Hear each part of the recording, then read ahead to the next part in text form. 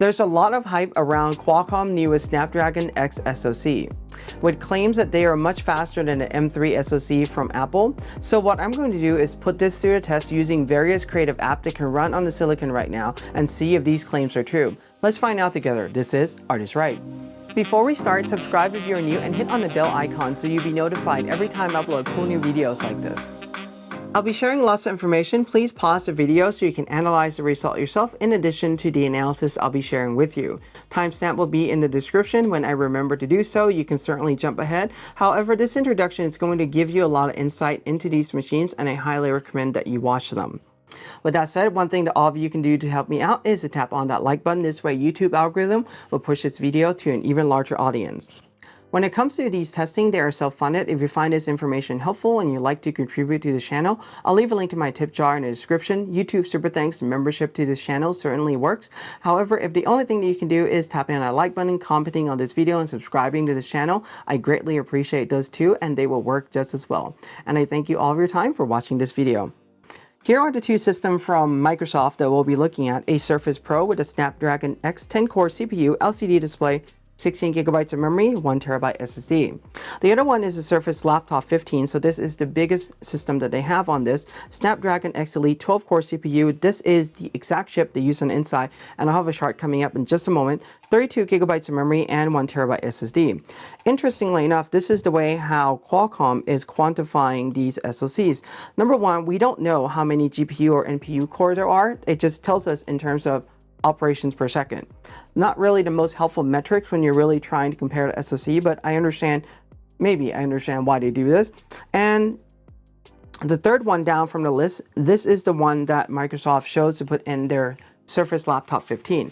I have not looked closely at other manufacturers yet, whether you can choose the SoC and upgrade it or not, but I can tell you right now that when you configure your Surface laptop or Surface devices from Microsoft, you just really pick whether it is the X Plus or X Elite, and you don't really get a chance to really go in and bump the speed up. And I'm not 100% certain whether they are using the same SoC on every single configuration with memory and RAM combo or not. So that's something that I don't really have the information at hand. But something very interesting here to compare this to Apple is that Apple would charge you for an upgrade on the SoC by the number of CPU core and GPU core. And I will honestly tell you that is a much easier way to look at this rather than looking at the boost frequency and not telling us the GPU and NPU. So just some thoughts on that one. So one of my thoughts going in, seeing the launch event and hearing all the hype about it, I have so high of an expectation for these machines. The reality was really somewhat disappointing, and you're going to see that in a bit. So I really wish that the actual testing that I found reflect the hype that was really there going in. So with that, I want to quickly talk about Windows 11 versus Mac OS setup and a big complaint that I have about them. And I want to quickly just get this off my chest right now. So Windows 11, the latest build, they have done so much to really curtail the ease of just getting to your desktop. There are a few times where I have to set up a Windows laptop using mobile hotspot, and it gets annoying really quickly. Number one, I have to sign into a Microsoft account. There's really no way around it with the latest build. At least I haven't done any more research on it because I know the out-of-box experience, or OOBE, used to work at some point running command lines. It no longer works on these latest builds, so that's annoying. The other thing is when I set up the machine, Windows 11 will go and download update right away without asking for my consent to do so or not. And it just takes time to install, download, and do all those things, and I can't stop it. Really annoying. At least with Mac OS, I have the option to skip the check and download the update later. I can certainly do that. I have the option to opt out of that. I like it. I also like the fact that I don't have to sign into Apple ID and I can get to the desktop fairly quickly. I will also say that, yeah, macOS does have a lot of lengthy screen that you have to click through, but at least I can get to my desktop and get to the relevant information about the machine setting, all those things right away, and getting to start and testing right immediately, where Windows 11 is now taking that much longer, and I don't appreciate, like I said, the fact that it has to download update using mobile hotspot. I wish there was a way to disable that, but Microsoft doesn't give us that option. All right, enough about this. So let's talk about some of the reviews that are out there. We have seen literally a broad spectrum. Some that say don't buy these, some that say like these are definitely the machine you're looking for. I'm not really sure if any of them are really like quite on the dot, but I'm more going to lean towards the one that says, well, don't get these machines just yet. And you're going to see why in just a moment. So during the launch event, there was a lot of comparison to the M3 MacBook Air. Mind you, those are machines that has no fan running on the system. Great, you're comparing a machine that has an active fan. Both of these have active fans in them, comparing it to a machine that does not have a fan. Technically, the closer comparison will be the M3 MacBook Pro. And I'm also going to say that the M3 or the regular Apple SoC in general are not really designed for pro workflow. However, they can work for pro workflow and it will run all the pro application. Granted, it does take longer, but I know that there are many creative professionals that are starting out that are choosing those machines because they can run that way and they're fairly economical price-wise compared to the pro machines that are available in Apple lineup. When it comes to these machines, however, well, they're not really quite there just yet. You're going to see that in just a moment. So there were also claimed that these are 23% faster in peak multi-threaded and 58% faster than the MacBook Air M3 Sustain. We're going to find if that's true or not. And when you talk about multi-threaded, I mean, one app can just run this, but it's just multi-thread, meaning that all the cores are running at the same time. We're going to see if this is true or not in just a moment. And they also claim that these laptops are 80% or 86% faster than the previous generation Surface laptop. I don't have a previous one to test, so I'm going to go by their claim on this, but we'll see if their claim when it compares to Apple is true or not. So overall claim is faster than the MacBook Air M3, and the fact that it can also run 3 4K monitors natively out of the system, including the one built into it. So you can hook up 3 4K displays and you can only do 2 high-resolution displays output on the MacBook Air M3 right now. So some variations there. One thing that I do want to point out is that even though you may output too many high output or high-resolution displays on Apple Silicon, they have the display engine there that really does a lot of heavy lifting. So you don't get a lot of slowdown or lag in performance. I haven't tested these on the Silicon just yet, but if it's really just relying on the GPU without a display engine, you may actually have the ability to link up multiple display but not good performance, and that's not the best thing either. So something to think about there.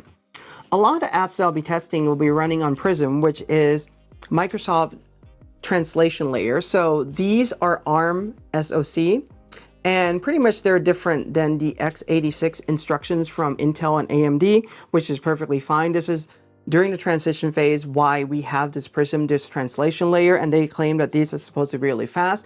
This has been compared to Rosetta 2. This is also the transition program or the conversion program that Apple was using transition from Intel to Apple Silicon 4 years ago. In general, I feel that Rosetta 2 was better in terms of performance overall, and many more apps can really run on it, but you'll see that in just a moment.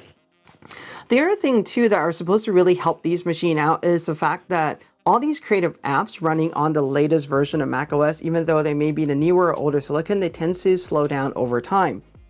Even with this slowdown, these machines are just barely beating it. So you're going to see the result of that in just a moment. Some may also say that most of the creative apps that I'm testing right now are not native, but many of them are. And the native ones are just as equally as disappointing as the non-native ones. In fact, some of the non-native ones are performing better, and you're going to see that in just a moment. It's quite surprising, and it's rather shocking actually, just looking at these. So these machines are plugged in during the test. This way they get the full power. I'm not testing these on battery yet. I might release another video on that. I'm not sure yet. And I also want to say this too, that Windows have tried ARM before numerous times. So there is a code of it that already runs on ARM, but we're going to have to see if in the future and going forward, if this is going to be a big improvement, the big leap, or if this is going to be one of those where it falls, to the wayside as a side project and never really pick up mainstream. We'll see where this goes.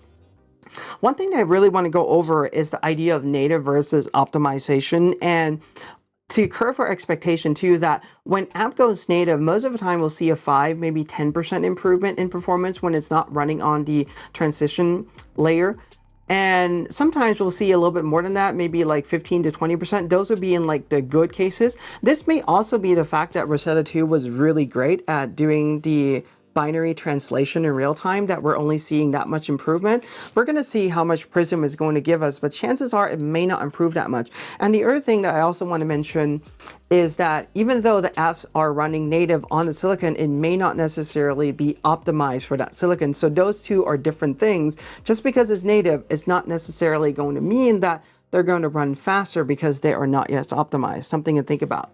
And all of these testings are based on the machine, based on the software that's available for all of us to download as of now. These are not running on any special versions of anything. They're all public releases. And this is also giving you an indicator too, that if you want to go out and buy these machines, if you look at a timestamp of this video and you purchase this machine maybe a few days or a week, or maybe about a month after this, chances are these are going to be the performance number you're going to see. If there are improvements in the future, I'll try my best to update them. And lastly, I want to mention that these machines definitely give me a double take on Adobe Creative Cloud app, because when I install this, it tells me you only have access to these apps: Photoshop, Lightroom, Lightroom Classic, Camera Raw, Acrobat, and Fresco. That was pretty much it. When I tried to install any of the other creative apps, they are not available. So I even got out another Windows machine to install Creative Cloud to make sure that my plan was functioning properly, and it is. It's just that all these other apps are not available to run on these systems just yet, which is the reason why Adobe did not release them and did not make them available, but it put me into a panic a little bit. So if you're in that situation, you'll know why you only have access to certain app when you subscribe to the full Creative Suite. So these are 6 apps, and the full Creative Suite have so many more apps. So many things are missing on day one. Very different than when Apple transitioned, because everything was pretty much available on day one on those. So just some things to think about. All right. So again, these are the 2 test systems that I have from Microsoft. And remember, they do have active fan running. We're going to be comparing this against the M3 MacBook Air that has no fan on the system. This is the configuration: 16 gigabytes of memory, 512 gigabyte SSD. So you're going to see performance there. We're also going to be comparing this against the M1 and M2 and 2 configuration of MacBook Air. We're also going to take a look at M1, M2, M3, MacBook Pro, MacBook Pro 16, both the Pro and the Max SoC, along with the 2 Ultra. Even though these are in a different league in general, I'm just going to put the result there on the overall chart. This way you can see. And I'll also throw in the result from the Razer Blade 18. This way you get some ideas too. So all these testing are going to be a photography app review, pro photo review on a single app running on silicon. I know we all multitask, but I really want to know how these apps are really going in and utilizing the silicon on the system as of now. And do remember that when we're comparing this against Apple, pretty much they are the consumer leaning SoC. One last thing I want to mention is that I am bilingual and OS agnostic, so it may seem like I'm really going hard on these SoCs.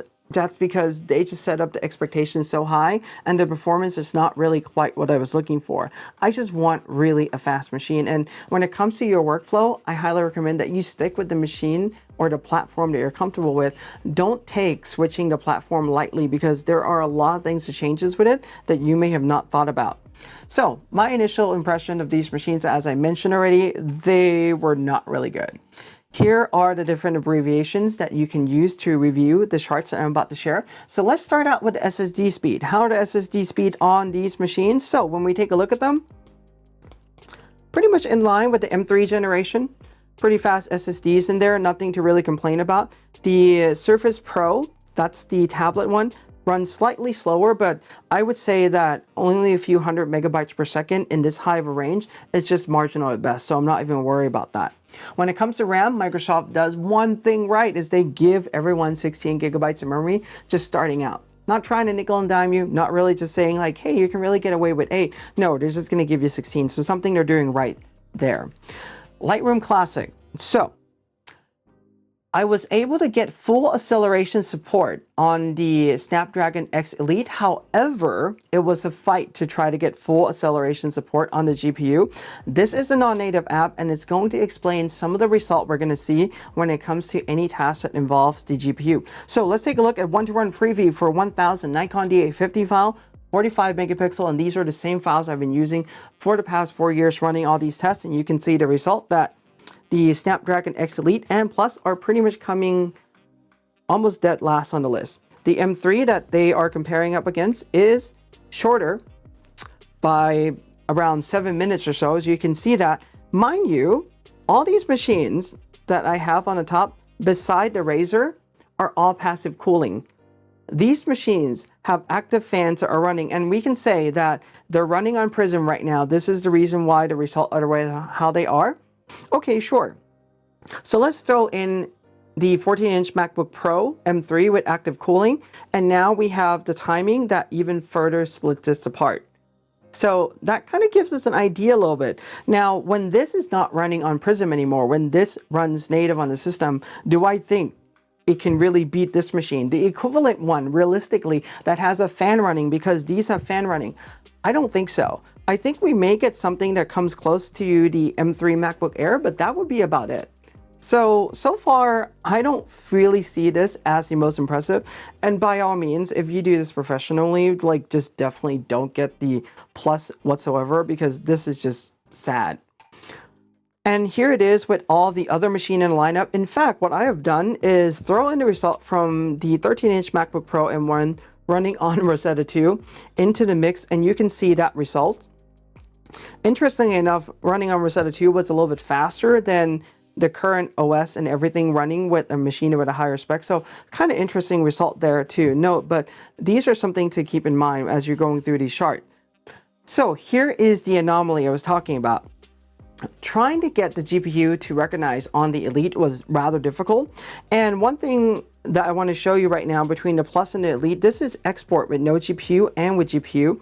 And we can see a couple things. We can see that with the Elite, things becomes the opposite. When I add in GPU, things become much slower than without GPU.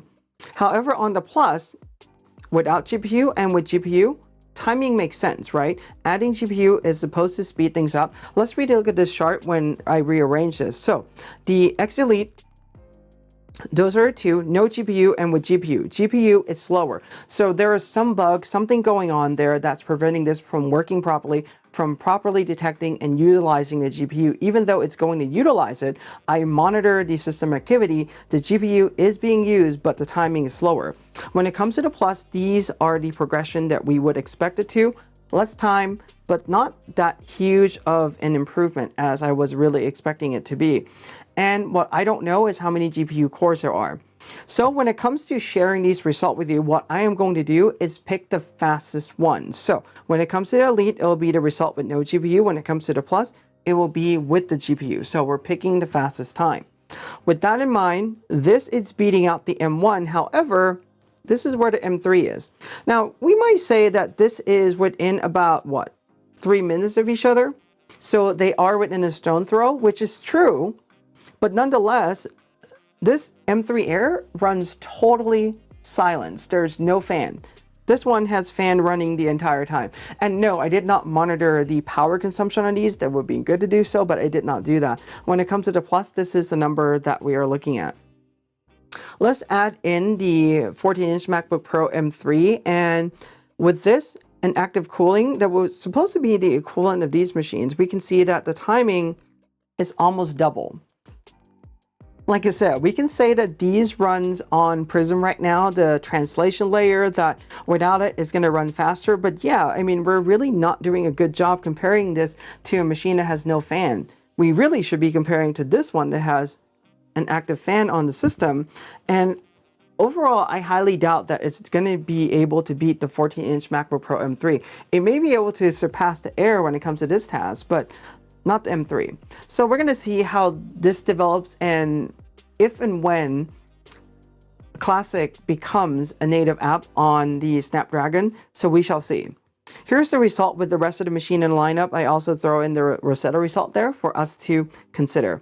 Feel free to pause this so you can see the timing for various machines. All right, now let's take a look at HDR Merge. This is taking 9 Nikon D810 36 megapixel to merge them together. And with all these machines, including the Razor right now, we are taking a look at seconds, under a minute, or like half a minute or just about there. But when it comes to these machines, obviously there's something going on. It's not optimized. It's running on the translation layer, but there is absolutely no reason why these tasks are supposed to take this amount of time. When we add the rest of the machine in lineup, and just for context, when the MacBook Air M1 was running on Rosetta, it was still under a minute. So something interesting is going on with the translation layer. So this test, I would say, is inconclusive as of now. So I'll give it that.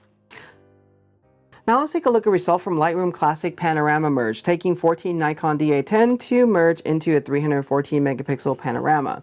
Taking a look at this result, one thing I want to point out is this task relies on CPU and RAM. More RAM generally benefits the timing of this, meaning that it can run faster. All these machines are 16. This has 32, but it's getting beat out by a machine that has 16 and 24 gigabytes of memory. So less memory, still running slightly faster. Snapdragon X Elite is coming out in the middle there. It's not too bad. It's also beating out the M3 MacBook Air, interestingly enough. But I also did note that the M3 MacBook Air did have some anomaly going on that caused this time to really quite extend much beyond expectation, and I did mention this during the M3 MacBook Air test too. So something to think about there, but this is a timing for the Plus. So we're starting to get an idea. If you're going to spec these out, definitely spend the money, upgrade to the Elite if you're really going to get these, but I'll have more of this recommendation coming at the end. When we take a look at this comparison, interestingly enough, the Elite is running just about the same time as Rosetta 2. But if you take a look at the 14-inch MacBook Pro M3, this is one with the fan, that is the equivalent system. It's running that much faster on it. Yes, granted, it's running native on the system, but it's still that much faster. And this is the Air M3 for comparison, and the Plus right there at the end. All right, let's take a look at Lightroom Classic AI noise reduction. This is a Nikon D810 36 megapixel, and this task is in general supposed to be running on the NPU, the neural processing unit or a neural processing engine, but is running on the GPU, and the result that you're going to see are running on the GPU. A couple things to note is that the reason why they're running on the GPU is because these were the previous versions of Lightroom that I've tested that runs on the GPU. The latest version now runs on NPU. I don't have the result for that to share yet, so I'm not going to include that. And all the testing that I've done on these machines, they don't really go in and utilize NPU at all. It's only utilizing the GPU at this point in time. But this is giving us an insight into the GPU, and it's just really sad. Look at the timing right now. Yes, we can say that is running on the translation layer, the Prism. I totally understand, but taking a look at the timing, it takes 7, 8, 9 times longer, or maybe 10 to do this task. I mean, it's just really sad. So, all right, let's move on. Here it is with the rest of the machine in the lineup. These two Qualcomm SoCs are coming right at the end as of now. And I'm hoping that in the future, genuinely, that these would improve. So those are things to keep in mind. And normally I have been including Lightroom Classic AI noise reduction for 10 images. When one single image takes that long, I am not going to run these tests. So for these, well, they're pretty much inconclusive at this point in time. And mind you, Lightroom, this one runs natively on these machines with limited GPU acceleration, and I've also tried to go in and do the noise reduction, and it still doesn't leverage the NPU, and it still run equally as slow, so something to think about there. Now, when we take a look at these results, one thing that I do want to point out is this is a native app. This is Lightroom native app performance right now on the Elite and the Plus, and this is the Lightroom Classic non-native. What is really going on? Why is a non-native running on the Prism translation layer running much faster than the one that is running native? Could it be because of limited GPU acceleration? That might be the situation why it's really quite this bad and Adobe hasn't gone in and optimized yet. I'm going to say that for now, but this is just really sad. I mean, if we think the native app is going to run better, not necessarily, right? Native app non-optimized. This is what you're looking at right now. Sometimes is worse than non-native running on a translation layer. So taking a look at the result, this is what we get. Elite and the Plus coming right at the end. MacBook Air M3, it's almost half the time that it takes the Elite to finish. And like I said, this is running on the translation layer, the Prism. However, even without the Prism, like I said, we might get a 20% improvement. This may go down to maybe 30 seconds, but the MacBook Air M3 is still going to be faster in this regard. I'm hoping that I'm proven wrong, but so far what I've seen in the past, that has not been the case. So here it is, adding the 14-inch MacBook Pro M3, and it further differentiate the time between this and the Elite. That's supposed to be the top SoC. And here's the rest of the machine and test in the lineup. This is the result with Rosetta 2, which was running slightly faster than these ones are running with the translation layer right now on the lesser machine. So something interesting to think about there. Capture One, this is a non-native app, and there are a lot of very interesting anomalies that you're going to see. So we expect this result to come out this way at this point. The Elite and the Plus coming out at the end of the chart. This is the MacBook Air M3, and almost taking double the amount of time to process these import previews. When we add in the 14-inch MacBook Pro M3, we shave that by around, I would probably say, what, 2 minutes or so from the MacBook Air M3, because this one have a fan now running on the system. This particular one, this also has a fan on a translation layer, non-native, but nonetheless, the result is really quite abysmal. And now let's take a look at the result from the rest of the machine in the lineup. Here is the Elite running on Prism and the M3 running on Rosetta 2. Rosetta 2 is slightly slower, but it's also a machine that has less specs. This puts everything in perspective. Capture One Export. When it comes to this, the result definitely did shock me. These two SoCs come out at the very top of the list. In fact, it is faster than the M3. And mind you, this is a task that uses GPU for exporting. So does this make sense? Yeah, absolutely. It has a fan running. It should be like this for all the other results, but it wasn't. And we're going to give you the result, the one that has a fan running, the 14-inch MacBook Pro M3, in just a moment. But one other thing I want to point out is that the Plus is really faster than Elite by about 10 minutes.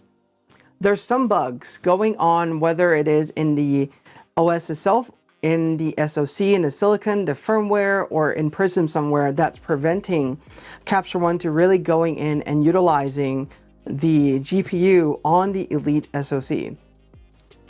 I understand that the Elite's supposed to be faster and the Plus may not have as strong of a GPU core, but at least it should be somewhat equal and not 10 minutes apart like this. So something to really consider when it comes to these ones. Now, when we add in the result for the 14-inch MacBook Pro M3, it's still performing behind these two. Gives you some idea that, yeah, I mean, the GPU may be good for real. And even though it's running on the translation layer right now, Prism is still running pretty good. Not really sure yet. So this is something that is going to be developing. We'll see where this really goes, but I'm really curious and this piques my interest. Here is the rest of the machine in the lineup, and this is where Rosetta 2 is, pretty much dead last on the list. So this puts things in perspective for us a little bit, and it might tell us the potential of the machine, the fact that it can run that much faster, or it might not. In fact, interestingly enough, it's beating out the M2 Ultra, M1 Ultra, but I also said this before too, that Capture One Export does not really go in and utilize a resource on the machine really well. So when you start to throw in that many more GPU core into the system, it doesn't really do a good job utilizing it. So I'll leave it at that. And here's where the Elite is coming in and also the Razor. So you get a chance to see that in the chart. All right, Photoshop. This is running native on the system. And there was so much talk on stage during a launch event that this is going to be a much better experience, fast and everything. And here's the result from Puget Bench running the Photoshop 1.0.0 test. MacBook Air M3, this is the result, 9,000 something score. Elite, 6,200. And the Plus, under 5,000. I really don't see where the claims are coming from saying that they are that much faster in multi-threaded performance, comparing it to a MacBook Air. And like I said, these machines have fans. If you're really going to compare them to the MacBook Pro M3. That would be a much better machine to really compare it to. But so far, we're really not getting that. What about non-linear editing program? Well, Premiere Pro can't run on these just yet because Adobe has not released any update to this. So far, I believe Resolve can run on these machines as of now, but I haven't downloaded Resolve or test these yet, so that's going to be for another video. After Effects, well, it can't run on these systems just yet. Like I said in the very beginning, Creative Cloud make me take a second look at, hey, is there something wrong with my subscription? That tells you all you really need to know. So what does this all mean? That's a really great question. Let's start out with this. The Snapdragon X Elite and the Snapdragon X Plus are not pro SoCs, and these computers are not necessarily pro computers, but there are more of the mainstream computers that are really meant to compete with the MacBook Air M3 and the MacBook Pro M3. Interestingly enough, even though those are not necessarily pro computers either, you can do pro tasks. It takes longer, but you can run majority of the apps that you need to run on those machines without any problems. Whereas these, you're still limited on certain apps that are available. More will come, but they may not be native right away. That would be the one thing to think about. So there's a lot of hurdles to these machines. And what I find most surprising is when Microsoft went on their launch event and they're comparing this to a MacBook Air that has no fan running inside. I would say, yeah, your machine with active fans are going to definitely perform better. I would hope so, but so far in the apps that we have seen in a test result, they're not really doing that much better. The app that gave us a glimpse as to how these may perform may be Capture One Export, but it's also one of those apps that the code base, it's not really necessarily the best, and I wouldn't really put a lot of weight into that. But we're able to see a lot of result. For example, we're able to see the result from a translation layer app, Lightroom Classic, and a native app that's not optimized like Lightroom, and you can see that Lightroom was slower than Lightroom Classic that was running on a translation layer.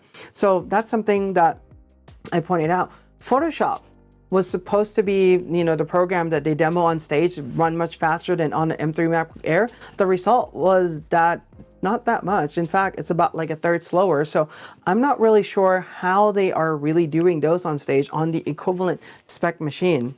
So that's kind of where we are on those. So the question here is that, are these results too early and conclusive, or is this going to be a flop?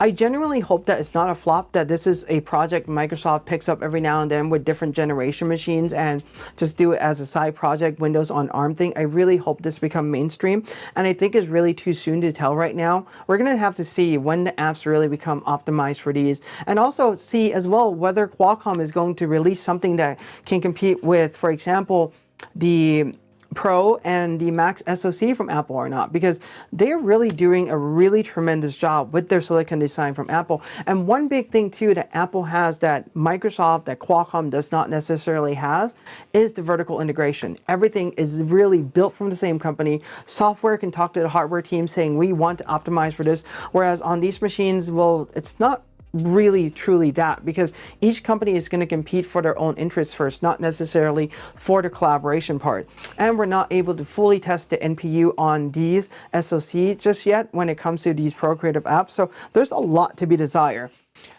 I may be doing more testing in the future with some battery tests to come, we shall see. But so far, the result has been just kind of like, oh, I don't really want to spend the time to test these, especially if things are not running optimally, because it just takes so long.